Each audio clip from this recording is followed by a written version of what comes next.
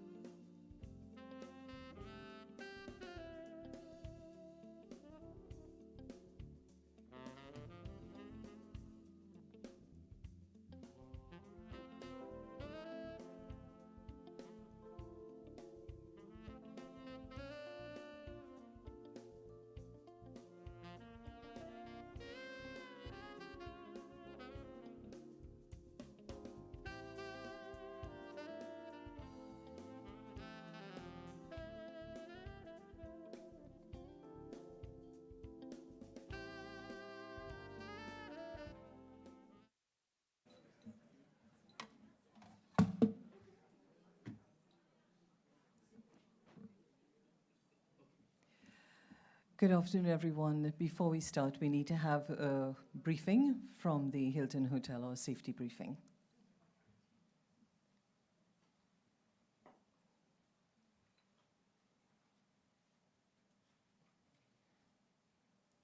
On behalf of management and team members, allow me to welcome you to Hilton Trinidad and Conference Center. Our evacuation procedure in the event of an emergency is as follows. The hotel is protected by both a manual and automatic fire alarm detection system. If activation occurs, you will hear this evacuation message. Attention, attention, an emergency has been reported in this building.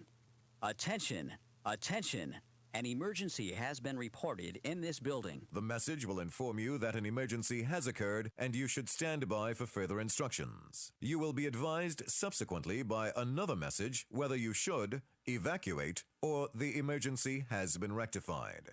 In the event you are advised to evacuate the Labuka area, please follow the following evacuation routes. Primary evacuation route. Exit the room using the Labuka main entrance, bear right to the corridor, then bear left through the double glass panel doors and follow the directional signs along the Pool Terrace Garden Restaurant to the Pool Junction staircase on your right, down to the car park and follow the directional signs and proceed to the muster point to the first level north car park. Secondary evacuation route. Exit south through the emergency door in Labuka to the staircase on your left, and follow the directional signs to the muster point on the employees' roadway. At the evacuation assembly point, you will stand by for further instructions from our risk management department, who will account for all participants together with the organizers of this event. You will not be allowed to re-enter the building until the all-clear signal has been given by the fire services or our risk management department. I do hope that your time spent here would be meaningful and uneventful. We wish all a very pleasant, safe, and productive event. Thank you very much. Good afternoon, everyone. On behalf of the Denbow family, Dr. Claude Denbow and his wife Donna, it is my pleasure, Josanne Leonard, to be your host this evening, to welcome you to this, what we would think is an auspicious occasion, Dr. Denbow's 50 years in the legal profession.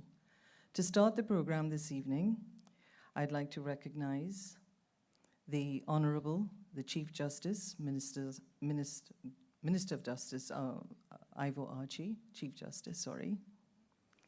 Senator the Honorable Reginald Amor, our Attorney General and Minister of Legal Affairs. The Honorable Faris Al-Rawi, our Minister of Local Government and Rural Development. Of course, the man of the moment, Dr. Claude Denbow S.C. and his beautiful wife, Donna Denbow.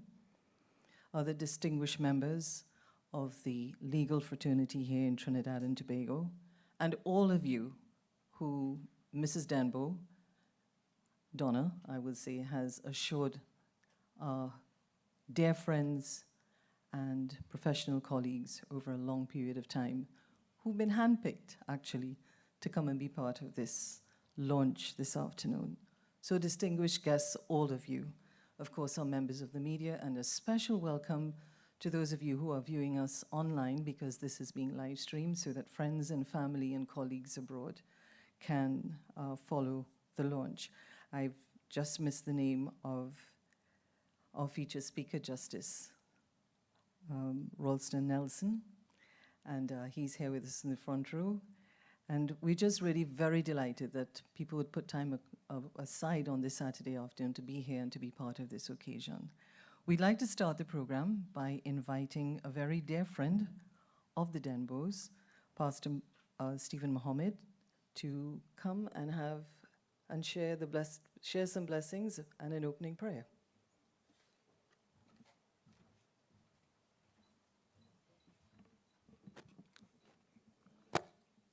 Good afternoon. Thank you very much.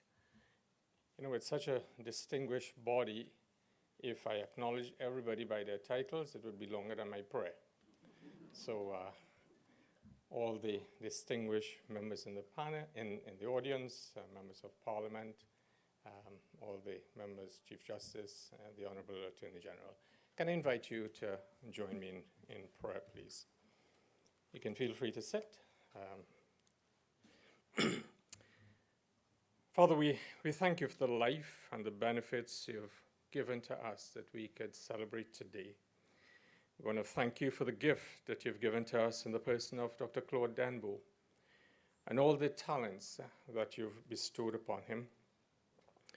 We celebrate the 50 years you've allowed him to develop and thrive in the legal profession. And now we have the opportunity to glean from his wisdom and knowledge. We thank you, God, for giving him the persistence and the ability to complete this historic book. We pray, God, that this book will be used to help, not just in the field of law, but because it chronicles his journey from very humble beginnings. We pray it would be a lesson, it will provide lessons in character.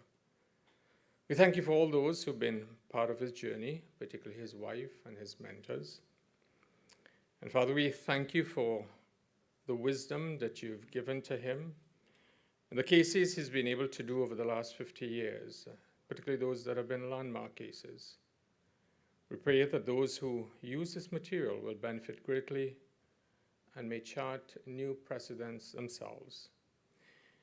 So, Father, as we celebrate with Claude and his wife Donna, we pray that you will bless all those who are gathered here, and that all that would be done with excellence. We pray all these things in Christ's name. Amen. Thank you very much. Back to our chairlady.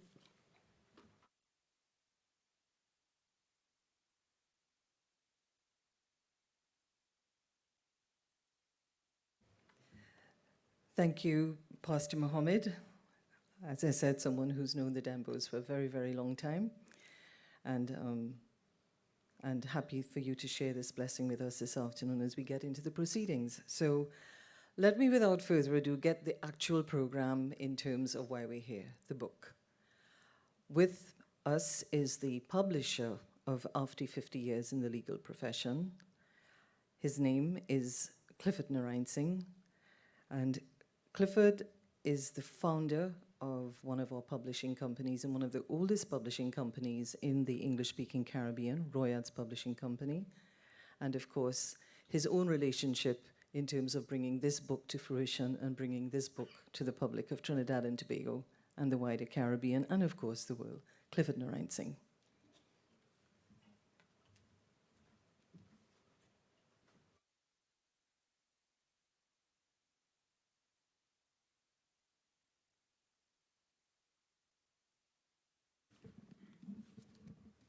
Thank you, Jordan. Ladies and gentlemen, permit me to digress away from the central theme for a few moments. We have Betty Ann Rollet and a son, DK, Donna, and Claude, all part of the Rollet family.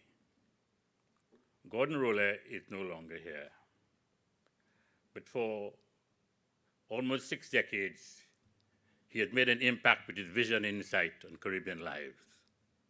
As he was tall, so was his nobility, his humility, and a sense of innocence. I wish to recall some lines from Wordsworth's Intimations of Immortality for the family. For though the radiance which was once so bright be now forever taken from our sight, though nothing can bring back the hour of splendor in the grass, of glory in the flower, we will grieve no more, rather find strength in what remains behind, in the soothing thoughts that spring out of human suffering, in the years that bring the philosophic mind. And the great poet Gerard Manley Hopkins would have said, he's away from the storms of the sea and the swells of the sea and into heaven's haven. And we can't deny William Shakespeare, his praise shall still find room, even in the eyes of all posterity. Ladies and gentlemen, I feel I'm standing trial here for all these legal minds. But I wish to, as Jordan had, I wish to share the delight that I feel this evening among you, Your presence here is an indication of your interest and your support for this occasion. An occasion that marks continuity in that it reaches deep into the past and looks toward the future.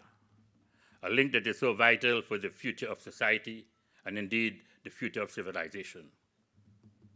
This evening is a very special evening. But I don't want to be too adjectival and too descriptive, so I'll merely call it Claude Denbow's evening. A man who has constructed something upon which to rejoice. And we are here to show approbation and give recognition for his work. But I wish to preface my remarks by giving a historical account of Royards Publishing Company for many of you all who haven't heard of Royards. Before the early 80s, foreign publishers, Thomas Nelson Company Limited, Ginn & Company Limited, Castle Limited, requested that we produce curriculum material in English language and literature for primary and secondary school in the Caribbean. This we did for a number of 7 years. But these alliances gave us a sharper vision of the hegemonic control in commerce and the cultural domination of these multinational corporations. At that time, there was a surge, a national surge, because some of the islands were attaining independence. So there was greater need for more indigenous cultural material in our curriculum. So Royards established its company with the main trust of doing curriculum work appropriate to the pedagogical, to the cultural, and to the academic needs of Caribbean students. Since then, we have published 180 titles. In addition, we have departed from the textbook to general books, fiction and nonfiction.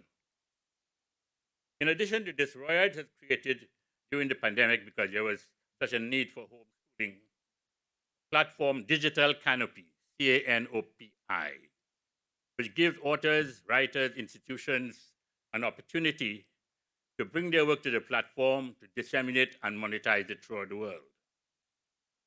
The publication of this work, after 50 years in the legal profession, is in a very particular way the direction Royards has taken in the past 10 years. Within the last year, we published Ken Ramchand's Matters Arising, not a bit of his columns in The Guardian, but it's a classic which is worth the read. Then we did Brindley Samaru's Adrian Colorienzi, which revealed some very historical facts we never knew. We had Tony Dial, Tony was last seen, Zarina Shah, John Humphrey, Clifford Narayan Singh, Mr. Solo, the legendary Ken Charles, and Tiger Burning Bright, story of Chandapol. Today, it is after 50 years in the legal profession. Now, the response to Claude to request that we participate in this project derived from three major considerations. Firstly, the inherent social responsibility which a work of this implies, and we view it as enlightened research for the benefit of society. Secondly, the company was engaging in a narrative of experience fashioned out of deep and extensive research and from the author's engagement with the subject. The procedures, therefore, that informed the publication were based on principles such as respect for the authenticity of the work, restraint in interfering with the originality of the author's work while doing our editorial work. And thirdly, the interest of the company in this work stems from a real identification with the substance of the work, its honest rendering of undistorted realities. Here we felt in the work that will certainly make connection and encourage meaningful transaction with the reader. It is a work that invites the attention of multiple audiences: the legal profession, the historian, the sociologist, the literary analyst, and the common reader. Without usurping the role of the featured speaker, I wish to refer briefly to the work of the work itself, the effort that has brought this to fruition. Any work of art of this nature has its challenges. It's a bit different from the novel or the poem, where there's more freedom. But here we are talking of coherence and conciseness.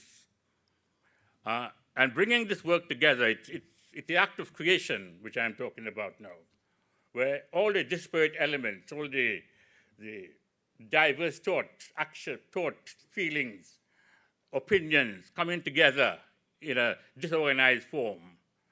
And the author has to impose order on that to make it palatable, to make it a coherent work.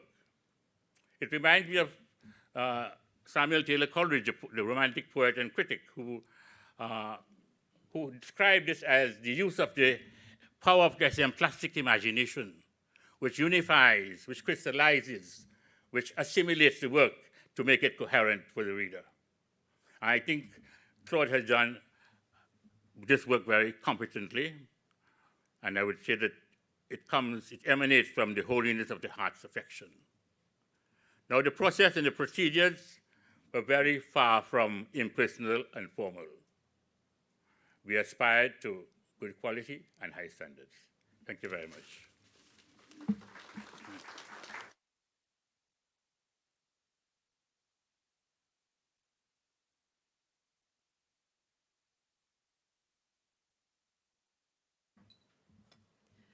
I don't know about all of you, but I certainly do want to exhale. Thank you very much, Clifford. And I want to exhale because Clifford captured it very well. You in a room with all of these legal luminaries and judges and AGs and Chief Justice, and you think, oh my gosh, I really have to be seriously on my P's and Q's. But far as you know differently, right? By the way, quite dapper. So I would really like to inject a little softness, maybe, a little exhalation, as we all basically, hearts and minds, honor this gentleman, Dr. Claude Denbow, and this serious piece of work. And on that note, I'd like to invite Justice Rostel F. Nelson to deliver the feature remarks. Justice Nelson is a member of Lincoln's Inn. He obtained 2 bachelor's degrees from Oxford University in languages, French and Spanish, and then in law. In 1973, he returned to the Caribbean to take up the appointment as a tutor at the Norman Manley Law School in Jamaica, where teaching commenced in September of that year. He taught law at the Norman Manley Law Chambers, or the Law School, sorry, in Jamaica up to 1975. And then he returned to Trinidad and Tobago, where he practiced and took silk in 1993.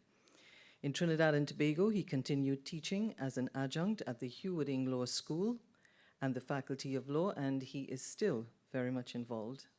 He has contributed to several legal journals.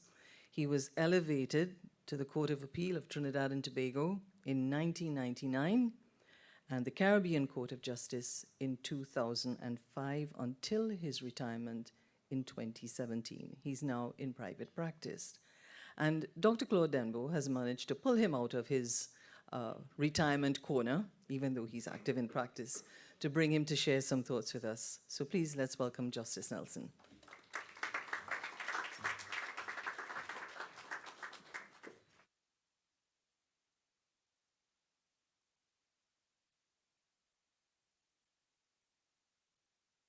Thank you very much, Josanne Leonard. May it please you, members of the bench, Honorable Attorney General, the Honorable Faris Al-Rawi, other distinguished ladies and gentlemen. The author does not need much introduction. He bears the name of 2 Roman emperors. Claudius, famous for the invasion of Britain, and the Emperor Augustus was the first Roman emperor. He's in fact 2 Roman emperors rolled into one. And it's on that basis that I felt that I should go back into Roman literature and resurrect a passage from Virgil's Aeneid, the first book of Virgil's Aeneid, where he says, Librum verumque cano, qui primus Guyanae, qui primus ab oris insulam Trinitatis. And what that says, in my version of it, is I sing of the book and the man who came to Trinidad from Guyana. Now, a former famous U.S. American president said that he was not born in a manger. Claude Denbow was born to a distinguished dentist and a Panamanian mother. And indeed, he didn't go to school in a manger either. If you look at the book, the text, the cover of the book depicts the Queen's College, Georgetown, where he was one of the elite products and who graced the corridors of Queen's College, along with Professor Emeritus Gordon Rollier, Sir Sridath Ramphal, Sir Fenton Ramsahoy, and many others, including, I think we have here Andrew McIntosh, and many others whom I don't have enough time to mention. Now, it was totally in character of Claude Denbow to write in the book of his mother. She was the glue which held the family together, and the power behind the throne, as is the case of many women, both here and beyond. She, in fact, provided him with mental acuity, with a prodigious memory, and the power of discernment.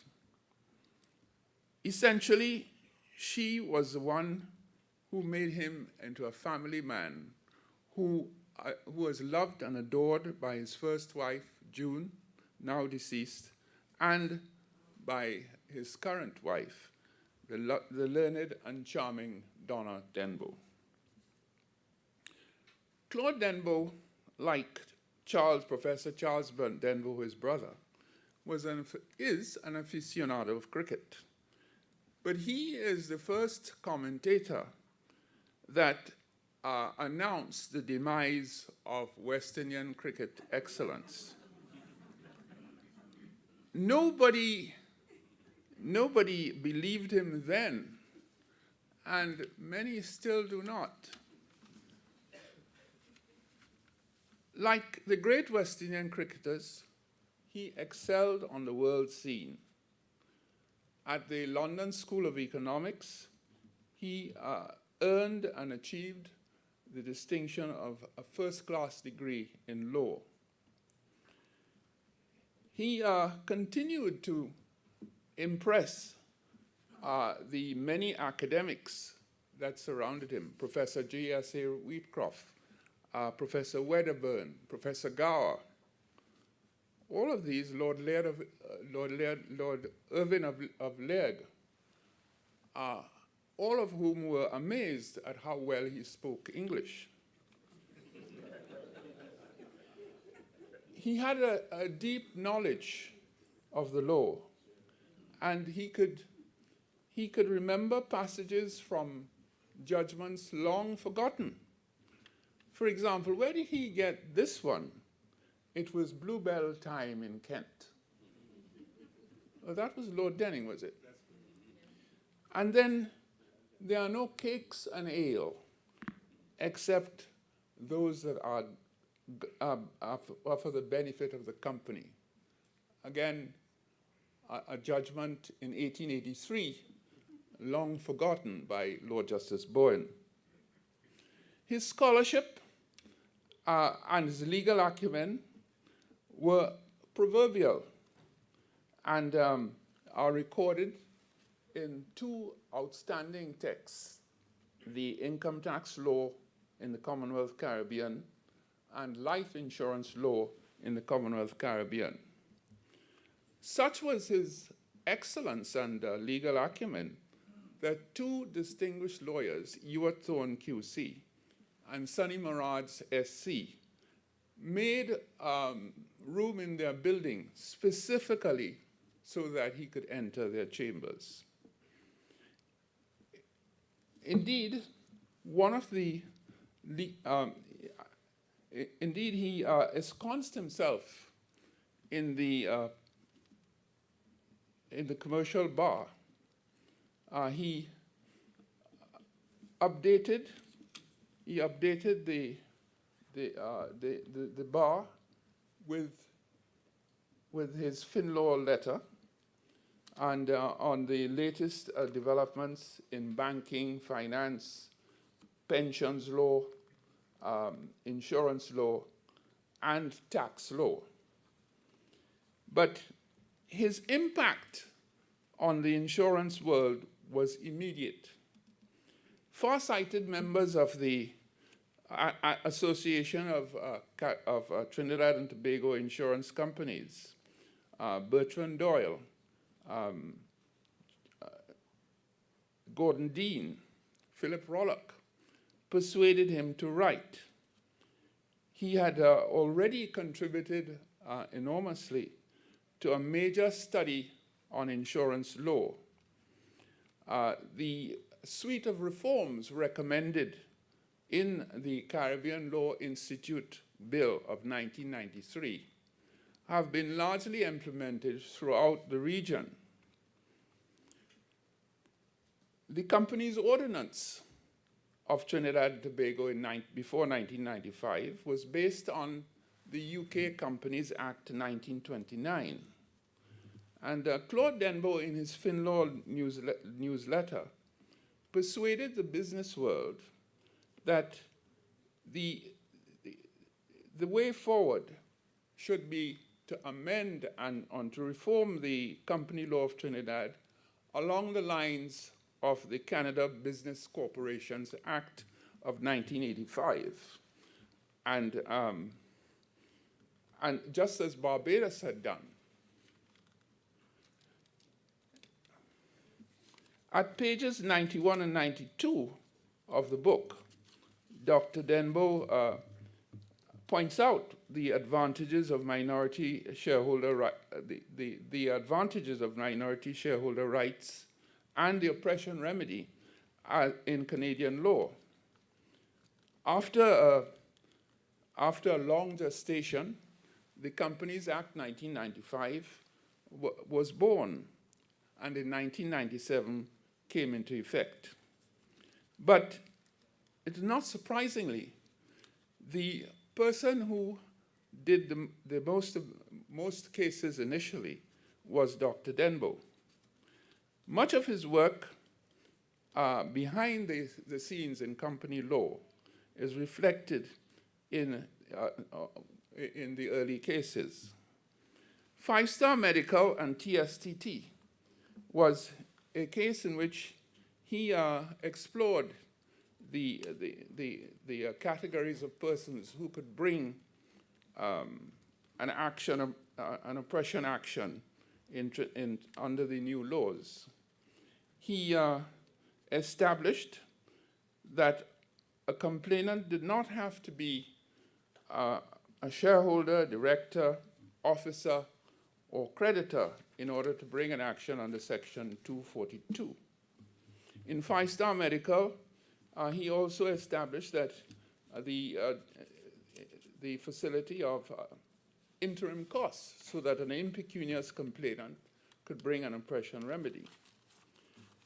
In the new dawn of the 80s and the 90s, where the transactions tended to be more complex Dr. Denbow lent his expertise in pensions law to the employees of Textel, whose pension funds were being transferred to a TSTT pension fund, in some cases against their wishes.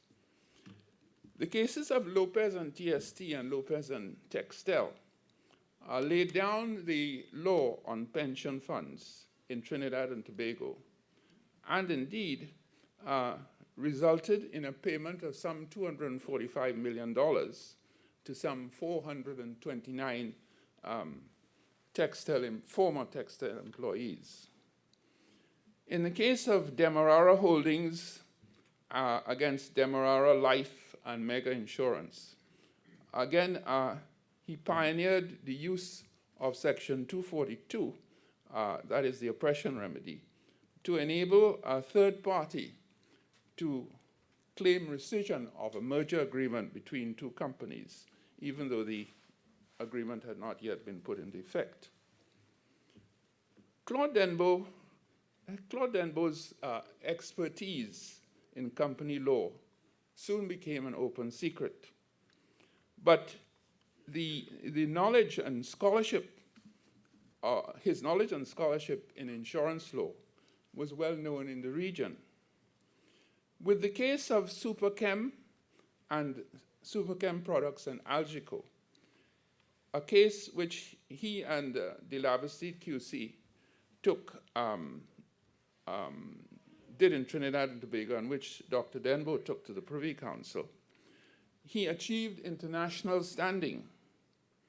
The case is cited in important practitioners' insurance law texts throughout the Commonwealth, including Sutton on insurance law, the standard Australian text. The case establishes that the importance of observing contractual limitation periods and the principle that an attack on a policy on the basis of fraud does not prevent one from relying on sections of the fraudulent contract, the alleged fraudulent contract. But in 2013, in Appeal Commissioners and Bank of Nova Scotia, Claude Denbow returned to the Privy Council and asked the law lords the simple question: is withholding tax an income tax?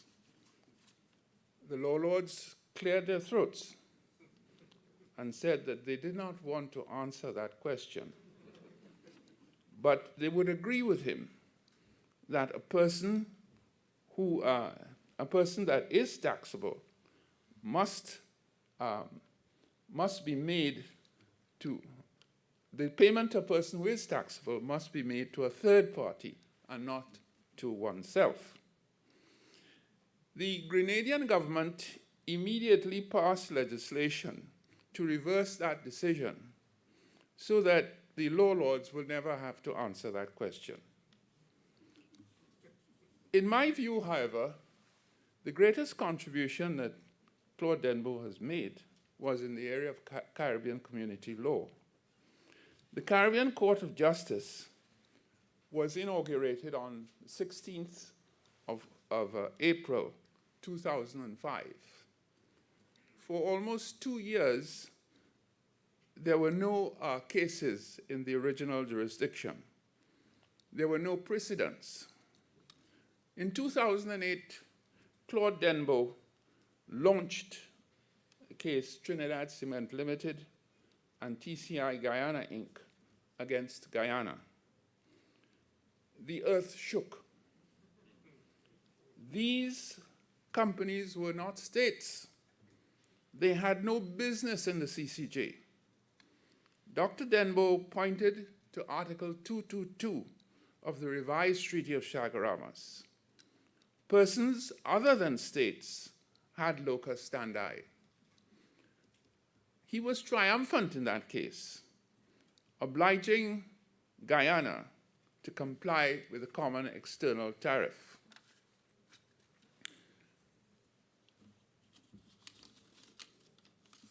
And in the book at page 281, I think he reflects his assessment of the case is absolutely correct, where he says, the case is a landmark decision by any standard, because any attorney seeking to initiate proceedings in the original jurisdiction will inevitably have to read the decision and follow the steps which are enunciated therein in order to be admitted to judicial adjudication. The more fundamental contribution, in my view, was made in the case of TCL and Caribbean Community, when the CCJ accepted the submission that the revised Treaty of Chaguaramas had transformed the Caribbean Community from a voluntary arrangement between member states into a regional system under the rule of law, thus giving birth to Caribbean Community law. And so I return to the world of Roman literature and to the third book of the Odes, where Horace, coming towards the end of that book, paused and looked back at his legacy and said, Exegi monumentum, aere perennius. I have built a monument more lasting than bronze. These are words that the author might well say with pride after 50 years at the bar. Thank you very much.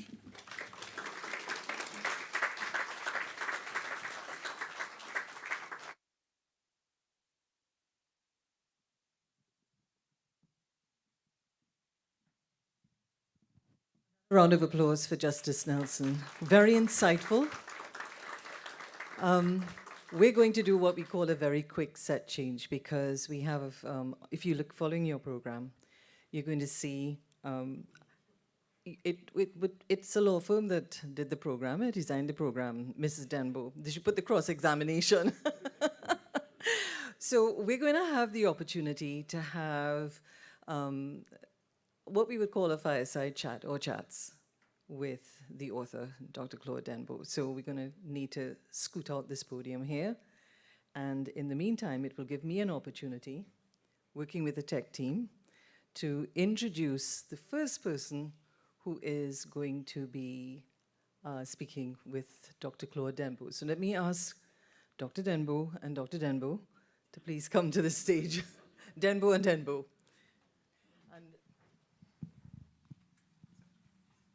And while I'm doing that, let me just find a space so we don't get too much feedback. For those of you who may not know, wherever you feel comfortable, because you're mic'd already.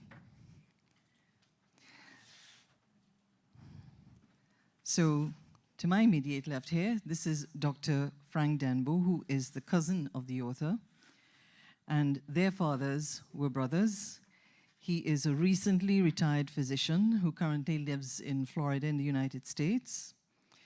After graduating from medical school at the Queen's University of Belfast in 1981 and doing his internship in the United Kingdom, he went to Jamaica for postgraduate training between 1983 and 1987, and he completed his training in the United Kingdom.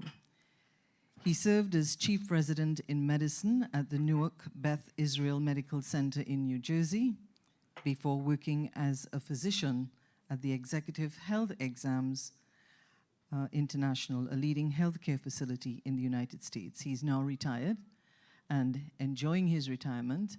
And I had the good fortune of having, with the wonders of technology, having a lovely little chat with him, and also prompted me to go Google him, University of Google, go Marco everybody's business, and so all what he's doing in Guyana, and the contribution that he's making to his home country. So it's really a pleasure that we have Dr. Frank Denbow here this afternoon with us, who probably is going to give us some nuggets and maybe some little juicy tidbits maybe of the very illustrious, and he's smiling, Dr. Claude Denbow. So, Frank, it's all yours. Please welcome them.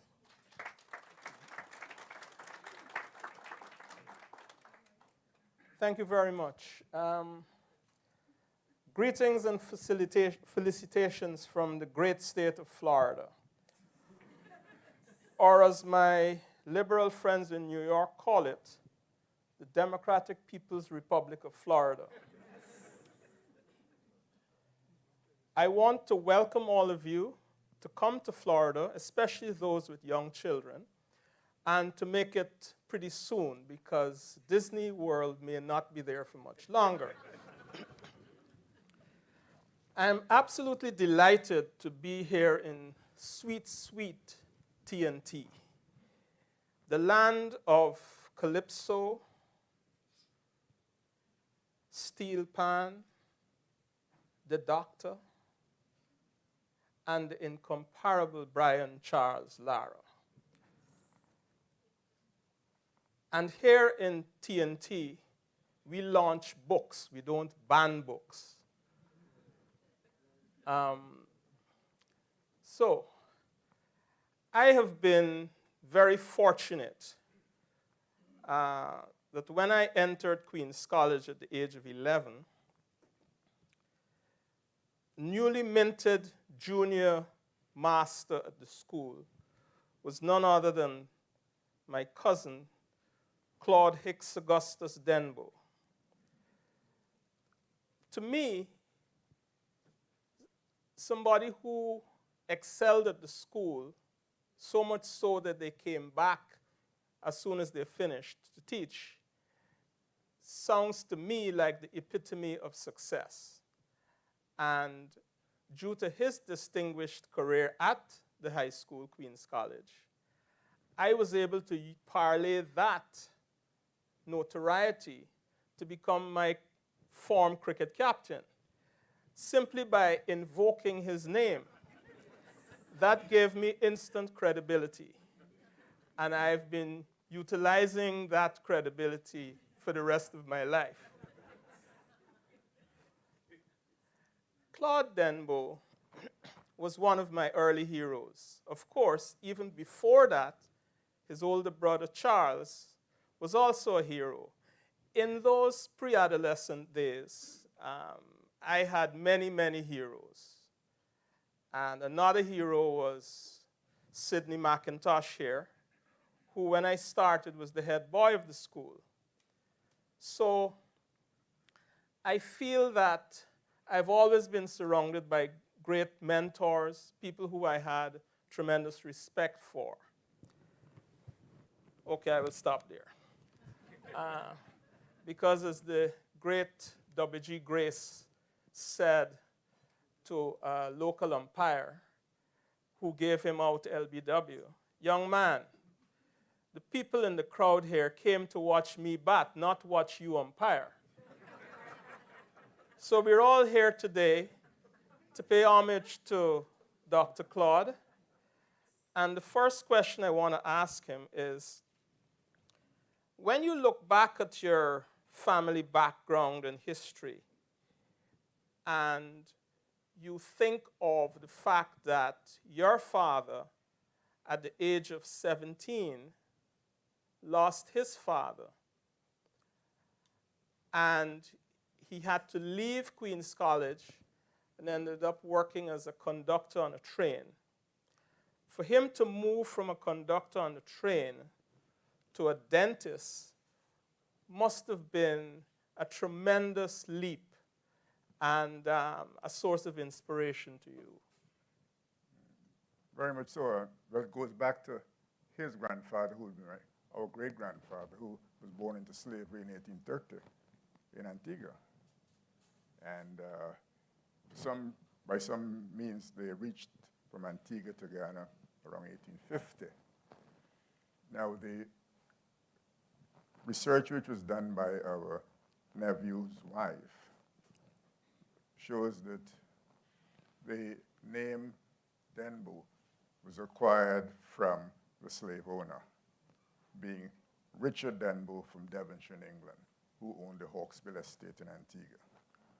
And that is the background. So from being born into slavery and after slavery becoming a semi-pharmacist and teaching in a school, the progression started at that stage.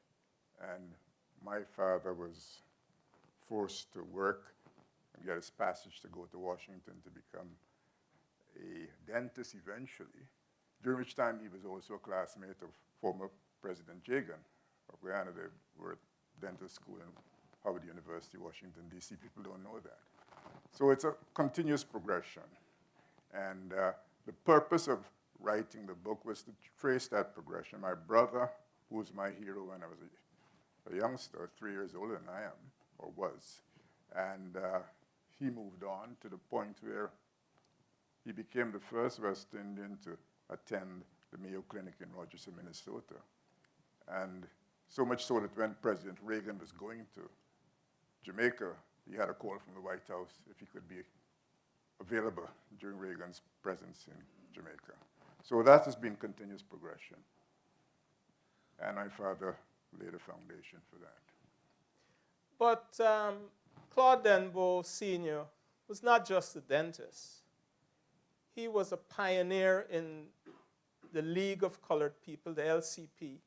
And I think that that's where he became famous in Guyana.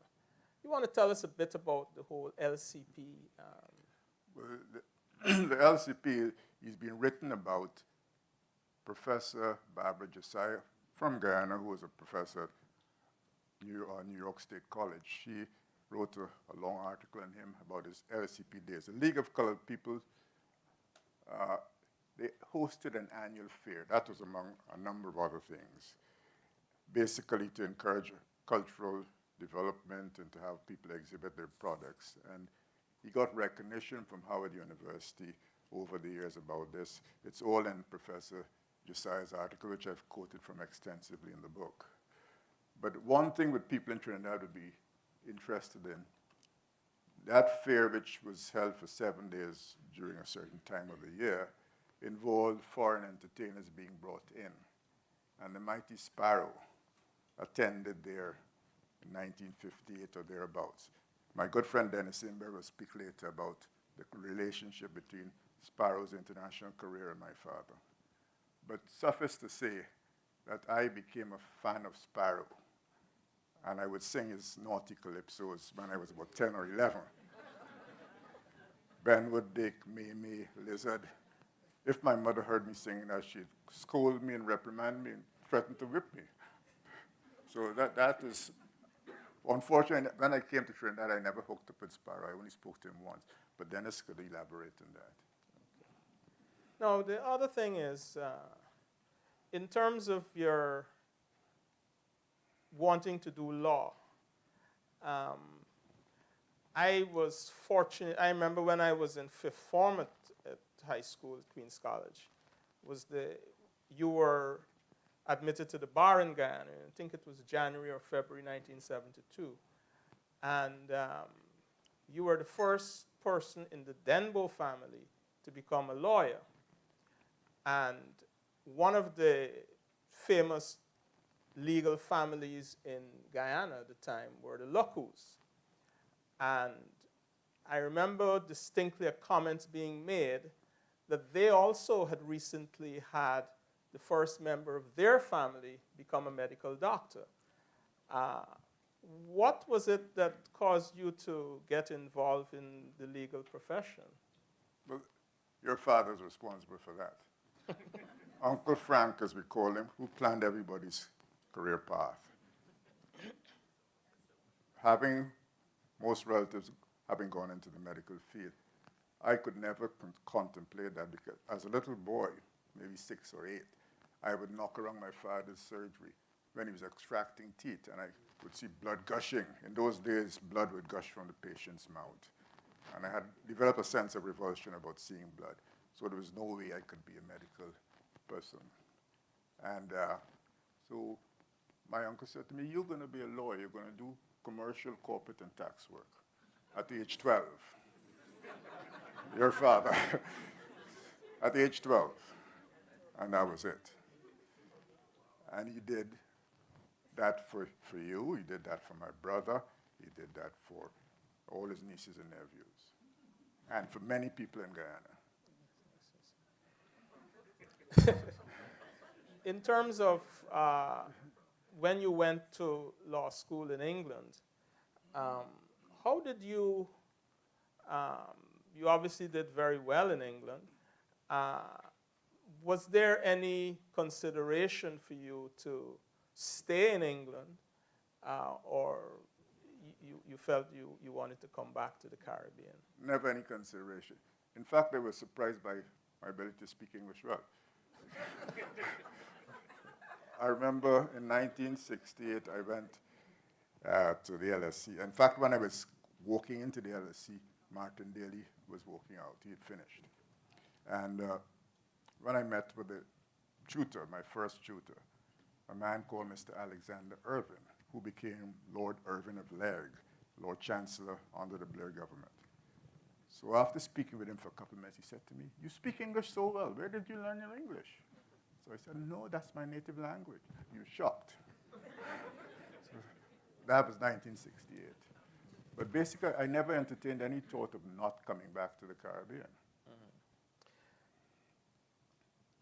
I know that you are, as was mentioned before, cricket aficionado, which seems to be a common thread in all the male members of the family, only some of whom actually played cricket. Some of us talked a lot of cricket. I mean, I excelled in my impersonation of Sir Garfield Sobers. That was my claim to fame. And as I said, because of my talk, I was made captain of the cricket team. What some of your experiences with respect to cricket over the years? Well, first of all, cricket, my oldest memory is as a 5-year-old going to the border oval in Georgetown, Guyana, into the South Stand on Regent Street, holding on to my mother's dress to see a test match between England and the West Indies, 1954. That's my oldest memory. And I've been a cricket fan. I became a total cricket fan of West Indies until the demise, which occurred. I was there for the demise in Barbados in 1995. I wrote an article saying West Indian cricket had passed away. And basically, it's accurate. But there are many memories.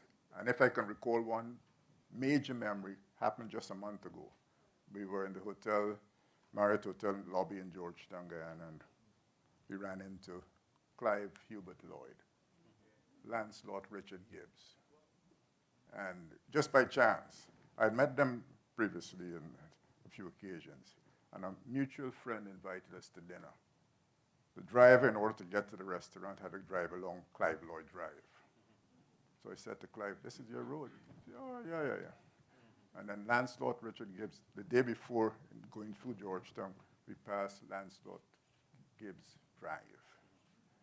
Shiv Chandra Paul Drive right there. All of them have been honored. But speaking with both Clive Lloyd and Lance Gibbs over dinner, I sought to jog their memories. I said to Lance Gibbs, "You remember in 1962 in the test match in Barbados against India, you took 8 for 38. He said, "No, it was 8 for 6. I said, "Yeah, that was the spell you did." And then Clive Lloyd, I said, "You remember I met you in the hotel in Cape Town, South Africa in 1999, January, during the test match?" He said, "Yeah." And remember you were sitting in the bus waiting for the players to go to the ground one day, and they were in the dining room casually eating their breakfast. He shook his head.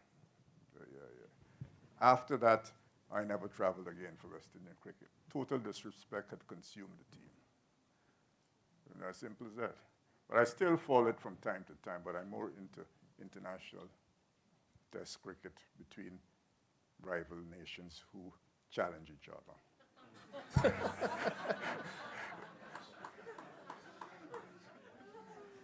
Claude, in terms of looking back on your 50 years in the profession, What sort of legacy do you feel that you have left?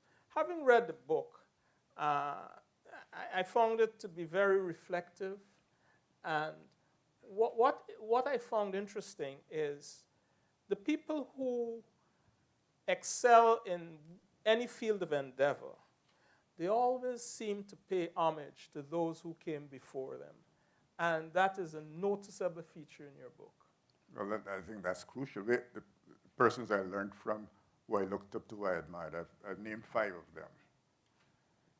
Mr. C. Lloyd Lucko S.C., who presented my petition for entry into the bar in Ghana on the 8th of January 1972, a Saturday morning. Dr. Fenton Ramsey-Hoy, who became a guest at restaurants and personal dinners at home. Mr. Ewart Thorne, a man of small build, powerful voice, who overcame physical challenges. Mr. Murray Pickering, QC, a New Zealander from Christchurch, who became my personal tutor, who first taught me business tax in 1971. And he became a good friend when he passed away last year, 11 months ago. And then Mr. Michael de Labastide, with whom I was fortunate to do cases and to sit in his office and prepare work. Those 5 I learned a lot from, and I pay homage to them. I think I've exceeded my time. I want to thank you. My claim, I will make a claim that Claude Denbow was a hero to me before he was a hero to any of you in the audience. Thank you very much. Thank you very much, Dr. Frank Denbow. And if you exit, okay, you're going to exit here and just give our next guest an opportunity to get seated. He's already mic'd. This is Mr. Dharmendra Poonawasi. Mr. Poonawasi was born and educated in England and Trinidad and Tobago, and his parents are originally from, guess where, Guyana. He is an attorney at law who has over 30 years standing at the bar. He doesn't look it.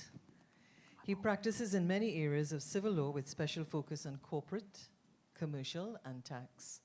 He has acted as junior counsel to the author for over a decade in many matters. Maybe this is where Donna anticipates that cross-examination will take place, yeah? Junior counsel to senior counsel, I have no idea what those protocols are. Not gonna happen. Let's welcome Mr. Dharmendra Poonawasi. Thank you very much. I actually did get instructions from Donna, but I can't tell you what they are. Doc, it's a pleasure to be given the opportunity to have this conversation with you.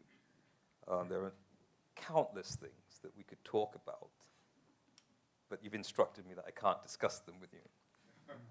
So let me ask you, first of all, I know, and many of the people here that know you would know that you have an amazing memory. Just after COVID, I'm sure you'll remember this because you have an amazing memory, but just after COVID, we sat in your conference room, and you reminded me that in 1991, when I was returning to Trinidad, I came to see you because a family friend hooked me up with a meeting with you. I came to see you to talk to you about the practice in Trinidad. 30 years later, you were reminding me, whereas I should have been reminding you. So I want you to, if you would, delve into that memory of yours and share with us some of your experiences. I don't want Justice Nelson to cringe, but I want you to share some of your experiences at the LSC with us. LSC, 1968 to 71. Well, one experience which stands out for me would be Professor Stanley De Smith, the author of the Smith's Judicial Review of Administrative Action, a leading text. His tutorials were on a Tuesday afternoon at 5 p.m. So my classmates would want to go home. So about 3 of us would end up in the grouping. And most of them were anxious to go. I didn't live too far, so I was there, and I would ask a number of questions, and he would respond and talk. And then what happened was I got a book prize. In those days, 10 pounds was a lot of money. And I bought one of his books. I bought Judicial Review of the Administrative Action. And I looked at it this morning. He signed a copy for me in 1970. So I prized it. It's a very prized possession. I have it there in the library. That was one experience. Then there was a lecturer in trust law called Jim Harris, J.W. Harris, totally blind, who would come to lecture in Braille. And if I went to see him to ask a question, as soon as I walked in the room, I said, "Could I disturb you, please?" He said, "Oh, Mr. Denbow, come in." Went in less than a minute. Then there was Professor Wedderburn, who was Gower's Company Law, author of Gower's Company Law. He would deliver lectures. There was Peter G. Whiteman, Whiteman, Income Tax, a leading English book on tax. He was also delivering tutors as a tutor. And then what is very instructive, one day I was in the library and there was this old gentleman, totally gray, moving around with a very impeded gait, and he was sitting down, pulling down books from the shelves and making notes. So I asked Michael, "Who is that?" He said, "Lord Chorley. Chorley's banking law." And he was looking about 80, and he was still a student of law. And that's a lesson which young lawyers should take on board. You never stop studying law. You never stop being a student. I've been a student of tax law for 52 years, and I'm still learning. You never stop learning. And most of the youngsters don't take, they come out of law school and they're top lawyers within two years or within the first year. And I'm still a student. So I think that's the lesson which I wanted to get across in the book to many of the youngsters, the Lord Chorley example. Well, those were some of the highlights of my days at LSE. And, well, in those days, you went in the library and you took a book off the shelf and you made notes on a white card. No fancy research tools. And we'd spend the whole day in the library if we didn't have classes. Well, I think you had told me some time ago that Justice Nelson was in the UK with you. I first met him in July 71. July 71, right? And well, the thing about this is that I recall that I believe at your 70th birthday party, Justice Nelson gave a speech, quite as good as the one today, but he let some of your secrets out. What I would tell everybody now is that if Claudius invaded the United Kingdom, he had assistance. but what I remember from the stories that Justice Nelson would tell us, and anybody who wants to hear them can ask him later, but what I gathered from what he was telling us is that I know you have a lot of long friendships, a lot of relationships that you and Donna cherish. Yes. But I gathered from what he told us on the night of your 70th birthday party that you have quite a few lifelong friendships. Older than me, actually. Yeah. That's old. There are 5. In the book, I deal with 5. I put them in the 50-year category, 50 years and over. Ralston Fitzherbert Nelson is one, 52 years almost. Then there's, and 4 of them out of the 5 are here. And one is virtually here. Then there's Jeffrey Webster Dellimore, Barbados. He's in, not here. He's in Barbados, virtually. Then there's Ramsey MacDonald Saunders, former professor of physics, who is here, right here. Then there's Lyndall Yusuf Ghani. Also here. Also here. Yes. Memory Bank. And there's Richard McLaren Kelman, 1971. Yes. We all lived at International Hall, Brunswick Square.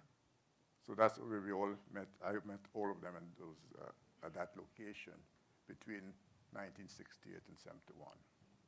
And we've all remained friends. Yeah.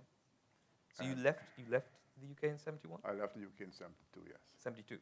And went back to Guyana? Went back to Guyana. And then I did an internship stint in the UK in 72 and went back to Guyana finally in 73. And when I was passing through on the way to Guyana, I went onto the Mona campus to meet Rolston Nelson, who's in a porter cabin. Teaching? No, he was constructing the curriculum for teaching in the law school in September 73. This was in April 73, 50 years ago. Really? And he's the only person I know who has an unbroken 50-year period of West Indian legal education. Wow. The only person. Wow. And it's 50 years to the day. April passed through in April 73. But you were always heading back. I know I some was always heading Guyanese, back. yes, because some Guyanese lawyers actually came here Yes. from England and stayed here. Yes. Or But passed through on the river. you were heading home. I think you actually had a job, didn't you? I had a job. I was recruited in London by Booker McConnell. Booker McConnell in those days owned all the sugar estates in Guyana.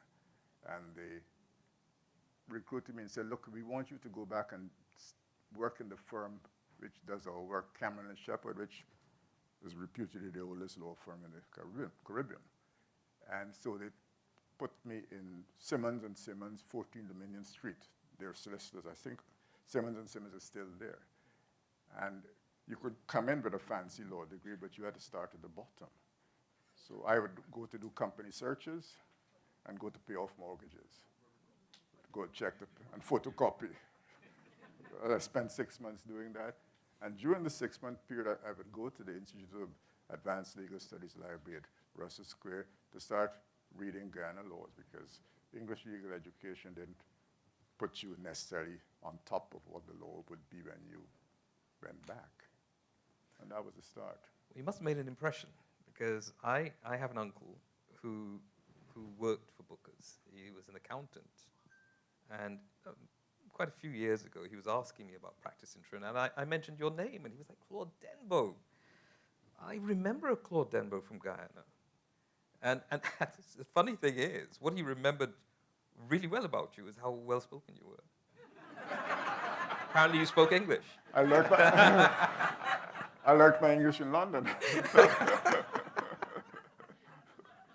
So the time came where you thought that you made a decision to leave Guyana. Well, I don't think I made a decision. It was really made for me. How so? Because my father offended the prime minister. That would do it, yes. And that was it. And this was in 75. Yeah. And, first, Booker's had been nationalized in 75. And files on my desk started to disappear to a law firm called Clark & Martin, almost immediately. And my father having offended the prime minister, it was made clear to me that I wouldn't have a peaceful life in Ghana. So I decided to migrate to Trinidad and Tobago. Yeah. Yes. What year was that? That was the 30th of December, 1975. 1975. And you had no family in Trinidad at the time, did you? Well, I had a godfather. I had godfather Elton Richardson, the doctor who was part of establishing the doctor's building in 76 Donald Street. He was a friend of my family because when he left England to go back to Trinidad, he went to Ghana for 2 years, so I knew him fairly well. He was my godfather. So how were you? Well, I know that you knew Justice Nelson, and you were friendly as well with Mr. Martino and a few others. Yes. But how did you settle in Trinidad? I mean, Long obviously the process. place was foreign to you. Foreign, but I knew some people, and it took time to settle, but it became my home. And I'm always tell people, well, I'm adopted. I'm a citizen resident, but I was born and raised in Ghana, but I'm a citizen resident in Trinidad and Tobago. And I was welcomed here, and I stayed here, and I got citizenship within 7 years, 40 years citizen. So I'm externally appreciative of everything that's happened here. But I think the obvious question would be, how were you able to kick the door open? I mean, the legal profession in most of the islands in the Caribbean is closed. Yeah. How, as Guyanese, were you able to get into the profession? Well, How did you get briefs? Well, first of all, I just worked very hard. I started off by saying, I started off in the building, Mansfield House, 24 Abercrombie Street, where there was an 8x8 space, which Mr. Ewart Thorne QC said you can have it. And we started there. And then subsequently, both himself and Mr. Sunny Mirage, S.C., said, you know, we have horse stables at the back. You can no, old horse stables, and you could use myself and Bobby Bahadur Singh. Bobby is now deceased, the late Bobby Bahadur Singh. You all could move from this 8x8 place and establish offices, which we did, and much bigger, much better, until the offices were destroyed by fire. And the fire is one of the leading cases in the book, where the chapter is entitled Arson in an Attorney's Office. That sounds like an interesting chapter. I think I'm Very going to have to go and interesting read between the lines in that chapter. And the attorney who occupied the office was Mr. Shahid Hussain. The three of you? No, he was upstairs. Oh, right. And the fire was started upstairs, and the forensic scientists found that there was kerosene in the carpet. He wasn't home at the time, I take it. No, he wasn't. And he wasn't home the evidence was he wasn't home at the time, and nobody broke into the building. And Justice Hammersmith found that he burnt the place. Oh. The first arson case where the evidence about arson was established locally. Because one day, this is how it happened. One day, Mr. Gopi Chan Ramsaran, now deceased, who was the owner of Goodwill, who I knew from the insurance industry, called me and said, you know, Doc, I want you to do this case for me. I want to do the first arson case in the country. So I said, all right, fine. So he said, who? I said, who is it? He said, Shahid. So well, I know Shahid, he's upstairs. But I had to move office because we had the places, all the books in library now, you've seen them, waterlogged from the fire being put out. So I told Bobby, I said, Bobby, could you tell Shahid don't pursue this matter because he's going to be embarrassed? And so said, so done. The rest is history. The rest is history. Well, talking about history, you've actually had a very long history in the profession. I know it's continuing, and just so that Justice Nelson knows, you'll be appearing soon in the Privy Council again. But it's been a long time. Yeah. And yet, every day I see you pushing through the door, walking up the step and heading into your office. Yes. And when Donna tells you, you know, we should have a shorter week and a longer weekend, she's the one that ends up with the shorter week and the longer weekend because you don't want to stay home. So what keeps you so keen in the law? Well, basically, that's my passion. Both of my wives have been offended by you. Say, oh, law comes first and cricket second, and I'm third. But that's my passion. I wake up in the morning and at my desk at home in the library, 7-ish, 7:15. And the best and most productive time of the day for me is between 7 and 8:30. And everything is on the iPhone and dictate everything on the iPhone in that period. And that's the most productive. And that's what gives me a thrill. Well, you know what gives me a thrill. Cross-examination, too. Yes. Yes, we know that. I think that for those who don't know that Dr. Denbow is known for being quite an aggressive cross-examiner. Wouldn't you agree? Yeah, and I learned that aggression from two persons. Ewart Thorne, QC, Michael de Lavesty, 2C. Ewart Thorne, in the same Superchem case that Ralston referred to, had the witness in the box, our main witness, 57 days. Which would never happen nowadays. That would never happen. No judges will allow that. But I've actually been a witness on 2 occasions. It's not easy. No. And I do feel sorry for some of your witnesses sometimes. But so it really begs the question: have you ever been cross-examined in the box? I know you've been cross-examined at home, but have you been cross-examined? Well, I'm cross-examined at home almost every day. It's a daily occurrence. But one occasion, and that happened to be in Toronto, in the High Court in Toronto, I was called as an expert witness on behalf of Manufacturers Life to give evidence on the Insurance Act of Barbados. And what happened is, this was in May 2012. What happened, I went into the box. In those days, they had witness statements in advance, too. And the female counsel started off fairly aggressively. And after 15 minutes, she asked the judge if he could take a break and I'd give her an hour to come back.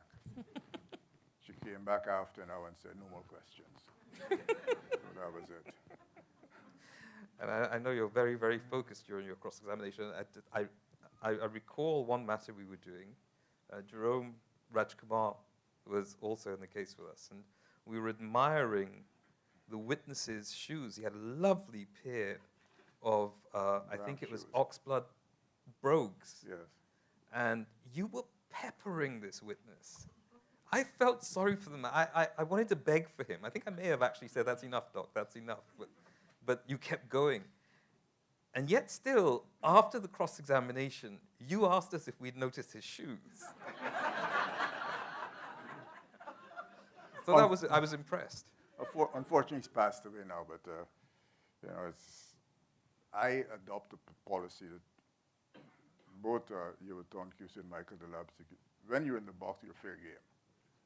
You know, it's a blood sport, and I'm going to take you down if I can, and if you answer well, good for you. And sometimes that approach, you get gifts of answers which you never expect. Never expect. You got a gift on the table and it could win your case, which you never thought it would happen. So all power to that type of approach. And I compare that with individuals like late Lloyd Lucku, S.C. and late Fanton Ramsey. They were very calm and civil to the point of smiling with the witness before delivering the hammer. But I don't believe in that. Clearly not. But speaking about comparisons, even for me, the practice has changed substantially from when I started practice to now. And I know that your experience would have been an even greater change. I was just wondering, have you struggled with any of those changes? And if so, which ones? Well, the practice has changed. CPR, new rules. Let's say in the 90s, 30 odd years ago, a senior counsel's brief, a big brief, was this, with a red ribbon or a pink ribbon. And that has gone off totally. Now you're talking about 5,000 pages, 10,000 pages of documents, a massive amount of paper. And in terms of having to lay your cards on the table, everything up front, surprises are limited. In the old days, the surprises could happen all the time. And therefore, cross-examination went on much longer. And judges were very indulgent. Nowadays, that's not going to happen. And basically, the research is a big change. Yeah. In those days, you have to go and look up cases in English in Empire Digest and read the footnotes in textbooks. Nowadays, the youngsters are Google, Westlaw, LexisNexis, VLEX, and they come and produce something right away. May not be on point all the time, but certainly it's very quick. My position is I don't know, I don't intend to know how to do that. I'm still an old stager, so that's it. Well, I'm aware of that because I've seen the extent, I see it every day, the extent of your library, and I know how much you invest every year. You must be one of the few people in Trinidad that invests so much in books. Because I think most lawyers have now gone to the electronic format. Having said that, I know that you rely on both. Yeah, because the boss here always says, well, why are you buying more books? And every year I go to London, I go to Wilde's, which is the only bookshop left in London. And I still order books from Wilde's. But, you know, we were there in September 2021, just after the lockdown had been lifted. And a client requested advice on a topic in a particular field which I've been practicing for 40 years. And the answer was not obvious. I couldn't say, well, what this has to do with what. So I went to Wilde's, I looked around and asked, and they plucked out a book, a textbook, which assisted a lot. So the old-fashioned way of research is still relevant. Clearly, you have a love for books. I know there was a colleague of ours, there's a famous joke about him, I think the lawyers in here might know it, who also heavily invested in books, and he loved books. But what he actually loved was the smell of a new book. So that he would occasionally take the book out off the shelf, but just to smell it. So, but it's obvious that you love books. I mean, you've prior to this one here, you'd written 2 books, as Justice Nesson was telling us. Those are academic texts, and I was just wondering what.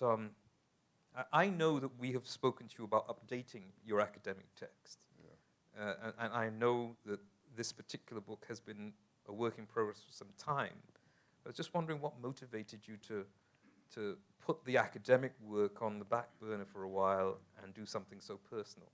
Well, because I think it's important that every generation should build upon what has gone before them. I derive benefit from looking at what senior practitioners in my day had done and were doing, and there's an obligation to the younger generation to pass that on to them. So that was one motivation. And then in terms of honoring my parents, I think that was major motivation. And a lot of it would have been done before in terms of the cases and the writings in the Finlaw newsletter. But this momentum really developed COVID lockdown. With the COVID lockdown in 2020 and going forward, the momentum developed and I was able to dictate. And the odd secretary may come in during the week, during the lockdown, and start typing.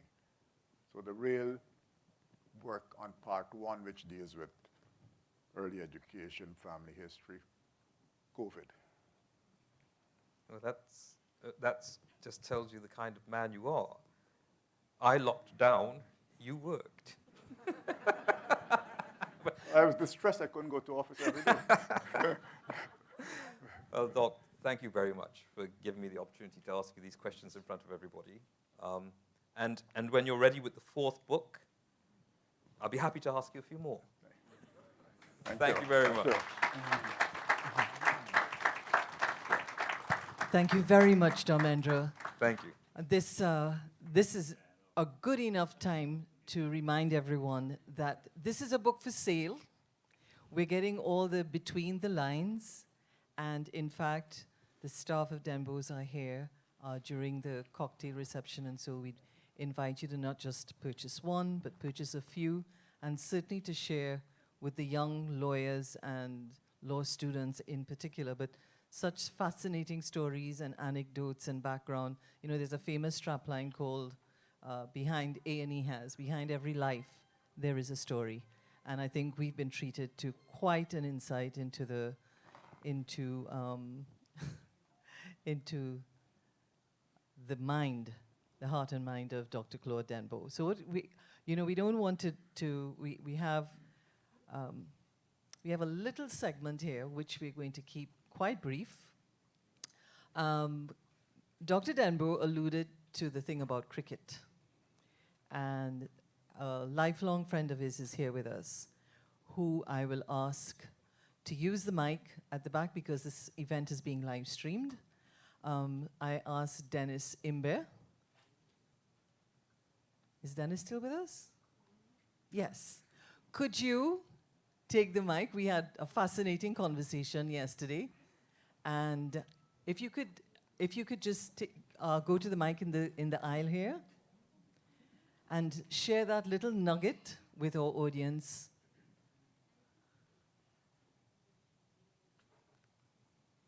Is the mic on? It is.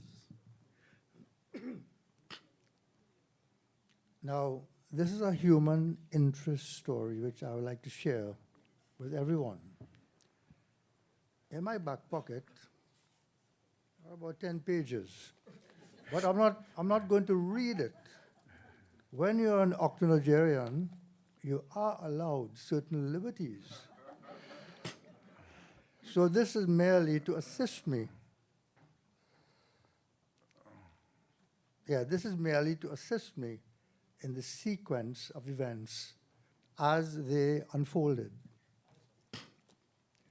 About 2 decades ago, Slinger Francisco and myself were sheltering from a severe storm in a gallery of an office in Woodford Street. He seemed reluctant to talk, and I believe I knew why.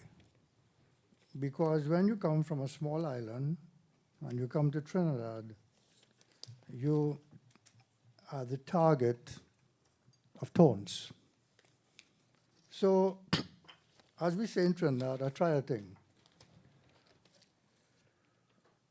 I said, you know, Sparrow, when I was a little boy in Montserrat, I used to tune in very often to the radio to listen to calypsos. And later on in life, I met quite a few of them, Roaring Lion, Kitchener, you know, so many others, Melody, all these people. Tell me something. No, at that point he stopped me when I told him I was a little boy in Montserrat. He said, "You from Montserrat?" I said, "No, I was born in Dominica." He said, "How come?" I said, "Well, my father was a barrister in St. Lucia, appointed a magistrate in Dominica. Then we went to Montserrat, and then we went to Tobago, and then we came to Trinidad. So I know what it is to be at the receiving end of taunts from little boys telling me I'm from the small islands." So then he opened up. I asked him, after 1956, what did you do? He said, well, about 2 years after I won the crown, I was advised to go to Guyana to seek out a gentleman with a recommendation from my manager. I believe the manager at that time was Jazzy Panton. This gentleman welcomed me like a son, took an interest in me, introduced me to people in music who coached me and helped me redefine my skills. There were years when I spent as much as 9 months in Guyana with this gentleman. He took me all over Guyana, and I met a lot of people in music. Now, the instruments of the bands in Guyana were far superior to the ones in Trinidad. And the musicians were par excellence, much better than the musicians in Trinidad. So, just forgive me, just to get this weekend of events. Anyhow, he took me all over Guyana, and oh my goodness. Yes. Well, he took a personal interest in me. And it was there that these musicians helped me to redefine my skills to be the person I am today. That person was like a father to me. Now, this has been repeated before. His name was Claude Denbow, and he was a dentist. And I'm eternally grateful to this gentleman for what he did for me. And I wish I can contact some relative of his to share this story with the person and tell him about the gratitude I had for his father. So I said, no problem, I could fix that. He said, what do you mean? I said, you hang on. So I told Claude I would arrange a meeting with Sparrow, and I told Sparrow the same thing. But when Sparrow was touring, Claude was in London, and when Claude was in London or on a cruise, Sparrow was available. So I did the next best thing. I contacted Margaret, his wife, who gave me Sparrow's contact information in New York City. Claude called him, and they had a lovely chat. Once Sparrow is available when he comes here, I will arrange, God willing, for Claude and himself to meet. And that basically was my interaction with Claude Denbow Sr. and Slinger Francisco, the mighty Sparrow. Thank you. That's the end of the human interest story. Thank you very much for that. Now, given... No, Dennis, I'm not going to give you any more time because they have other people who want some. All right, but 20 seconds. Okay, 20 seconds and the clock is ticking. I first met Claude a little over 40 years ago. He had advertised a seminar to which I attended. It was for managers of insurance companies and managers of their own agencies. At the end of the seminar, I went to him. And I said, Dr. Denbow, I would like to apologize to you. For what? I said, well, I asked more questions and all the managers put together because people in the field would ask me about legal matters and I had no one to help me. My father would point me to certain solicitors, but the information was limited. He says, on the contrary, Mr. Mbeo, I have to thank you. I said, for what? He said, because I gave lectures to do with the textbook, but you gave me your experiences on the field. And that now helps me to explain certain things to my students. Ever since that time, a little over 40 years ago, we have become good friends. And may I take this opportunity to describe Claude in the words of William Shakespeare. He's the same person today as he was 40 years ago. And what I'd like to say is, Claude, in my estimation, he is as constant as the northern star, of which there is no fixed firmament in the heavens. Thank you very much.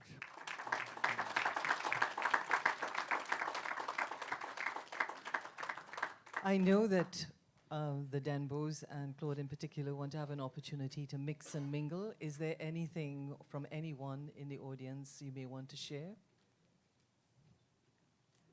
Going once? Going twice? No? I know you had a quick question.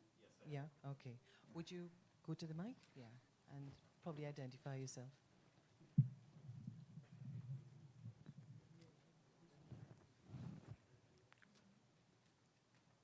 Good evening, everyone. Good evening, everyone. My name is Oren Gordon. I'm a consultant, writer, and broadcaster, much like your distinguished chairperson. And I want to begin by thanking Dr. Denbow for sharing so much of his personal and professional life. Before I get to my question, which I promise will be very brief, I can't get out of my head your 10-year-old self singing along to Sparrow's raunchiest lyrics. And with due deference to your precociousness and your intellect, I hope you didn't understand a word that you were saying. Halfway. It's a little bit too late to wish that, but that is my wish anyway. Quick question, a one-liner. We've gone a lot into the areas you've covered in your legal professional life, but I want to take it in a slightly different direction. What are your thoughts on judicial hangings? Well, really, I'm not versed in that area to pronounce. I would decline because I really don't know much about it. I don't practice in the field of criminal law, and so I would decline to comment, if you may. Not really. I mean, I'm basically very upset about a crime wave, but I am not dead certain that it actually works in terms of hangings. I'm not dead certain. I'll bail you out of that question, Doc.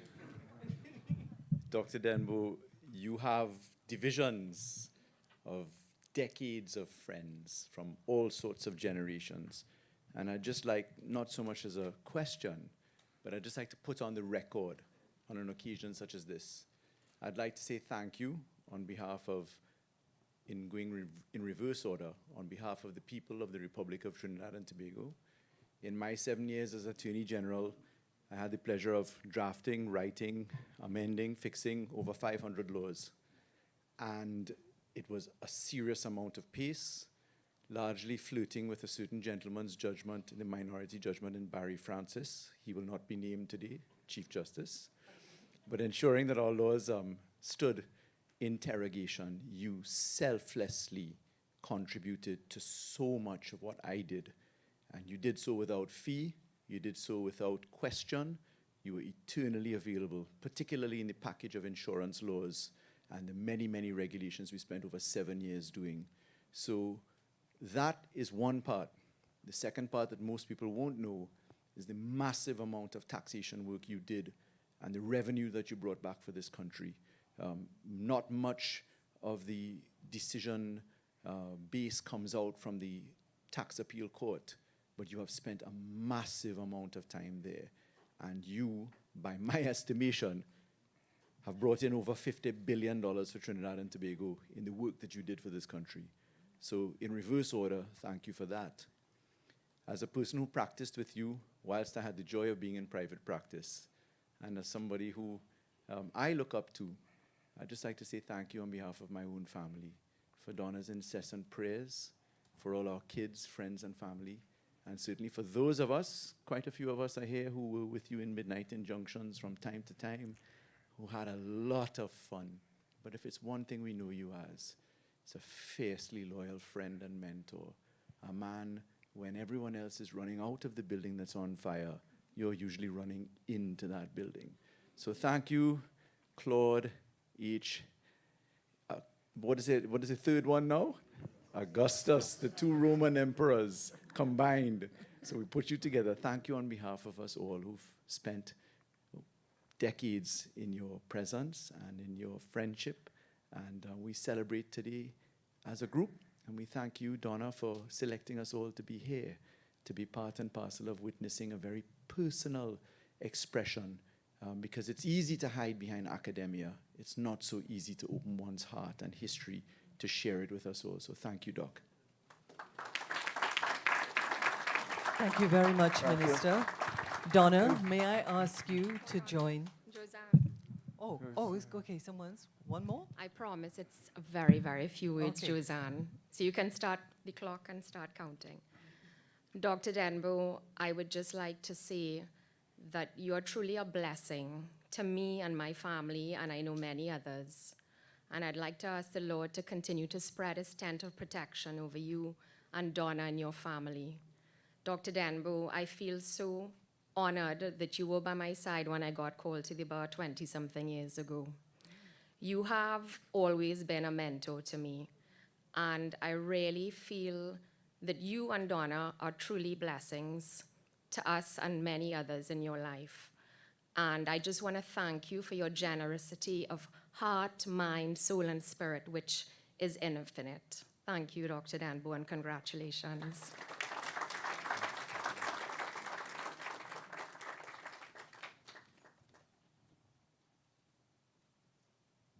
I think Professor Saunders is making his way to the mic. Well, I would be exceedingly brief. Claude and I were in London, in fact, at International Hall during the period 1968 to 1971. I was doing my PhD at the Imperial College of Science and Technology, and we had many students who were at LSE and other institutions. What I remember of Claude then was that he was one of the most outstanding Caribbean students of the time. He came first in every exam. And he had a brother who preceded him, who had apparently even a better reputation. His brother was very well known at Imperial College. Sorry, in the medical field. We enjoyed that period in London very much. We did very many things together. I remember us even going to Lord's to a cricket match, the match in which I think Charlie Davis made a century, so that Claude would probably remember the exact year. 69. Yes.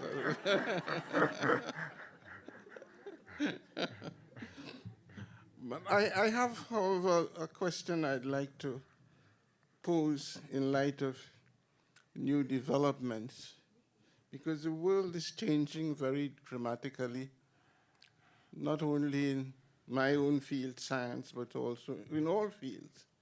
And I wonder, what are your thoughts on the development of artificial intelligence and its impact it can have on the law moving forward? Well, I think it's, I bought a book last year in London dealing with suggesting that lawyers may be on their way out and artificial intelligence can take over. I would hope not. But I'm an old timer, so I really don't know much about Google, LexisNexis, Westlaw, and the like. But I'll give you one example which suggests to me that there's still a role to be played by the old time with old research techniques. We were doing a matter, and we're still doing a transaction where it's not commonplace, it's fairly novel. And the youngsters around were looking up for precedents which could justify what was being proposed, and nothing could be found. So one morning I was in my library at home, and I got up from the desk and said, let me look in the Australian company law cases. And I went through the index at the back on the companies and found a case, one of the last Australian cases to go to the Privy Council, which was dead on point. Apparently not reported outside of the Australian company law cases. So there's still a role for the old-time researchers. Techniques is vanishing, diminishing.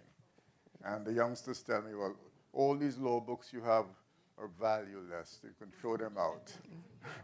Don't donate them when you're gone to anybody. Nobody would want them. Maybe not, but there's still a little role to be.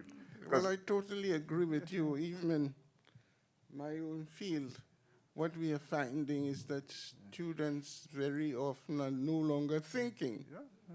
You know, they can get onto the net very quickly but they're not thinking things through.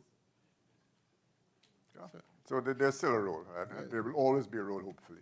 I'm convinced about that. Okay, thank you. Sorry, just give me one moment. Just one moment.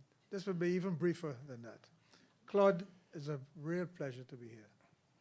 I think the audience here, as distinguished as it is, would have heard about the professors who undoubtedly played a very major role in developing the person that you've become, the expert, the internationally renowned expert. But I would like to wager a safe bet that you and some of us in this room and many of your erstwhile colleagues would also reflect on where it all began, at Queen's College in Guyana. And we must pay homage to that institution because it has molded you and many of us into the people we are today. And I thank God that he has been able to give us that opportunity. The second thing that people may not know, though I suspect they do, is that Claude has a very strong moral compass, a decent man at his core. And he's from that school, he says old school, and when you shake hands on something, it means a lot. It means that it will be done. Today we are inundated with voluminous legal documents that one has to sign to do even the simplest of deals. But Claude harkens back to a time when you can shake hands on something and know that he will do it.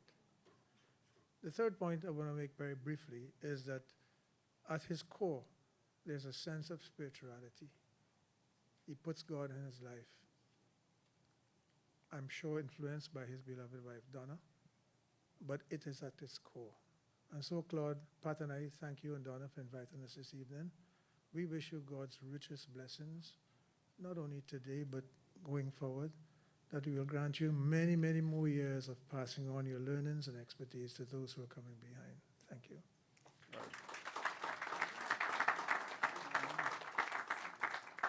Thank you, Andrew. Just a word, Queen's College. I don't think we mentioned Queen's College enough. All of us are enraptured by Queen's College.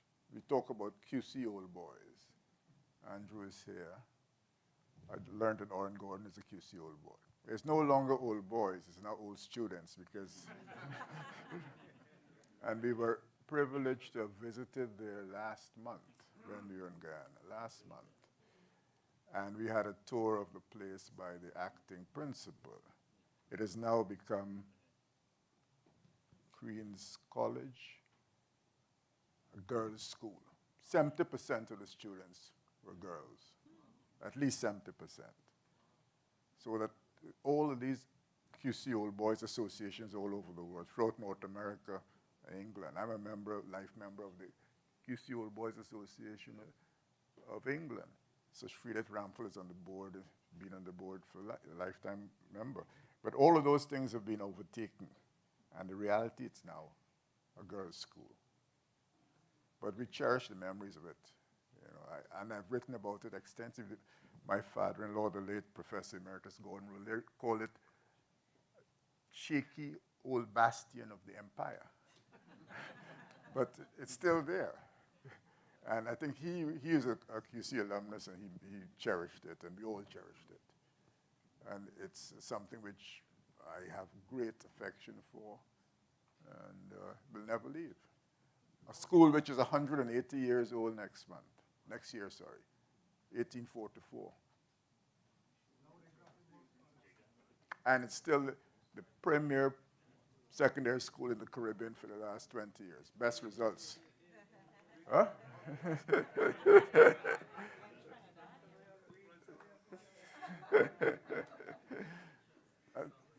Yes. If I may, I think that my cohort, yes. the class of 77 or the class before it, was the first cohort in The co-ed, yeah. I think it's 75 it came in, yes, something like that, yes. Yes. Well, I think it's turned into a lovely convivial evening with a little more to come. I'd like to ask Donna to join Claude on the stage as we invite you, Dr. Denbow, to share your own sort of private thoughts as we wrap up the proceedings this evening. Yes.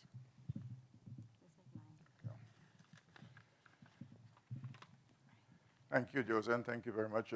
Let me begin by recognizing all protocols established, Honorable Chief Justice, Honorable Attorney General, Honorable Minister Paris Al-Rawi, distinguished guests, ladies and gentlemen. It's been a very humbling experience, to the point of near embarrassment, to hear all those laudatory comments over the past 90 minutes. When Ralston showed me his foreword, I said, boy, you want to embarrass me or what? You want to get me in trouble? But I totally relish, accept, and appreciate what has been said. Now, I also would like to recognize present here tonight those who have been part of the journey over the past 50 years. I've already recognized the 5 50-year friendships. And I'd like to recognize some persons who allowed me the opportunity to do very new areas of law and to create transactions which were not done before locally. Rodney Prasad, the creator of Royal Merchant Bank, he's here. And in speaking to him yesterday, he said, oh, you're 50 not out. So my response is, I'm still at the crease. And therefore, my closing remarks would have to do with a cricketing metaphor. Those who are not familiar with cricket, I ask you to forgive me. But basically, But to put it in cricketing terms, I'm privileged to reach 50 not out and still at the crease, having survived a torrid opening pace attack. I lost my opening partner with a score of 25 for 1. But after that loss, the person coming in as the number 3 batter was most supportive, assuming the role at times of the senior partner in the partnership.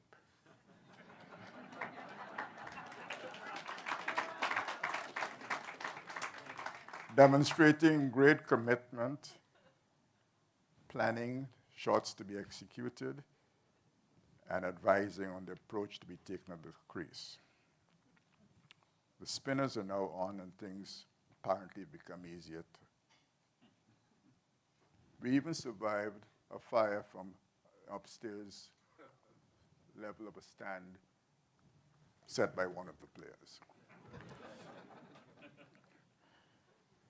The innings may be regarded as coming to a close. The shadows are lengthening, but the stadium lights have been turned on, and there's still a passion for the subject. I'm very often the subject of sledging by those fielding close by who operate in the same field. And there are often murmurs of, when you're going to retire? And the answer is normally, well, when the ultimate pace bowler returns from above and delivers a searing Yorker. That is when I will go, and not before. Thank you.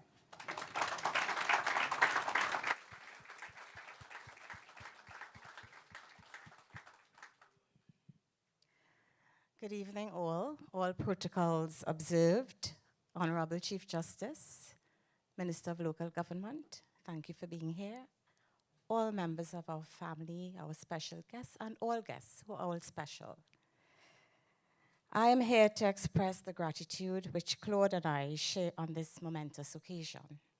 To all persons who have made this evening possible and honored us with their presence. A special welcome to all those attending virtually from abroad who have been friends with Claude for over 60 years, from the days of Queen's College. A special welcome to the Denbows who have come from Florida and New York for this event. How great is our God. We praise him for his mighty acts and his excellent greatness. It is because of God that we are here, and Claude has been blessed by God to have lived in good health in order to complete his 5th book after 50 years in the legal profession. He could not have accomplished this alone, but for the support and the assistance of the following persons. The Honorable Mr. Justice Ralston Nelson, retired judge of the CCG, a detailed and well-constructed foreword of the book. We appreciate you. We extend our utmost gratitude to Royards, the publishers, acting through Mr. Clifford and Dwight Narain Singh, and the graphic artist Jason Windsor, who organized the timely publication of the book from the first call on a Sunday in October 2022 to receipt of a sample copy of the book at the beginning of February 2023, and the full supply on 23rd March 2023. We recognize the efforts of Ms. Josan Leonard, our event planner, who brought fresh ideas to the table, particularly the presentation of the book launch. The team, Gaitan, Viran, we thank you for your ensuring the video link provided worked well so as to allow the foreigners as well as the locals to view the launch live. To all those mentioned in the book and who have interacted with us for decades, we say without you, the content of the book would not have had its personal touch, which brings excitement to the reader. Thank you. To all our staff, Shalini Ali, attorney at law, and in particular, Kavita Ramsuk, who handled the administrative aspect of the launch. Jason Sylvester, our clerk and driver, thank you.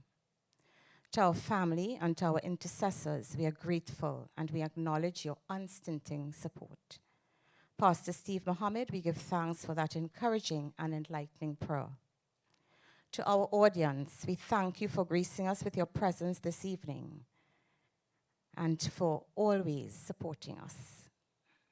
Finally, to my dear husband, having been raised in an intellectually stimulating environment by my parents, the late Professor Emeritus Gordon Rolle and Dr. Betty Ann Rolle, who is with us this evening, my mom, I am blessed to be in a similar environment and truly admire the passion and dedication you have for your work.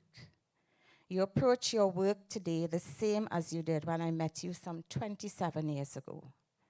I am highly appreciative of your trust and confidence in me by elevating me into a position of leadership and involvement in landmark cases over the past 2 decades. We are usually asked by many, how do you work together? And our response is that because my husband allows me to assume the role of boss. He tells everyone, speak to the boss. Although at times I say to him, I will resign. And his response is, how could you resign? You are the boss. To my mentor and my boss, I say thank you.